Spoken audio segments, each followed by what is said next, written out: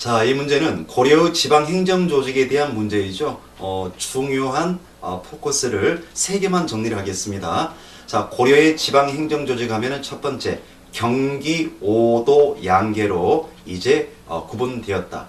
전체적으로는 8개인데 크게 경기 5도 양계로 구별이 되죠. 이때 5도는 일반 행정 단위이고 양계는 군사행정구역이었습니다.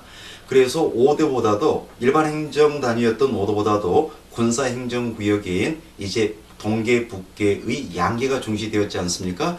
자, 그래서 5도와 양계를 이제 잘 비교를 해야 되는데 5도의 도지사는 안찰사였고 그 다음에 양계의 도지사는 이제 병마사 아니었습니까? 그런데 5도 지역에는 상설 행정 조직이 갖춰지지 않았으나 군사적으로 중요했던 양계 지역에는 상설 행정 조직이 갖춰져 있었다는 것을 먼저 잘 기억을 하고 그 다음에 일반 행정 단위였던 5도의 하부 조직으로는 많은 군현이 설치가 되죠. 그리고 양계의 하부 행정 단위로 많은 진이 설치되는데 군사적으로 중요했었던 양계 지역에는 대부분 진에 지방관이 파견이 됩니다. 상주하는 지방관이. 하지만은 일반 행정 단위였던 5도의 하부 조직이었던 군현에는 지방관이 파견되어 상주하는 주군 주현보다 지방관이 파견되지 않는 속군 속현이 3배가량 많았다.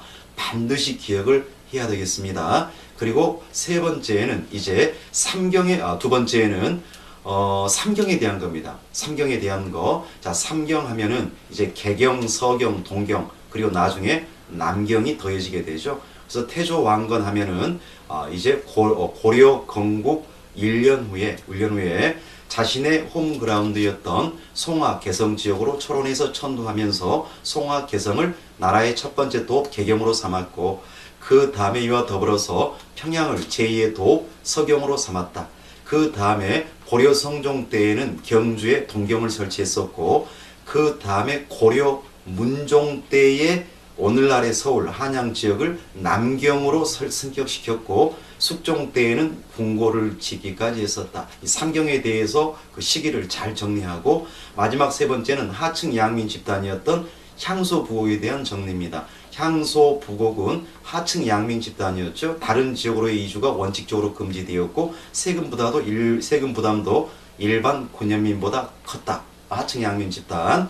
자, 그리고 향 부곡은 주로 농업에 종사했었고 다음에 소는 수목과 광업의 주민들이 종사했었는데 무신정변 이후 점차 향소 부곡이 일반 군현으로 군공 등으로 승격되게 되고 고려 후기에는 그 숫자가 줄어갔으며 조선시대에 이르러서 소멸되었다. 이렇게 정리를 해야 되겠습니다. 그러면은 옳은 것을 모두 고려하는 문제이죠.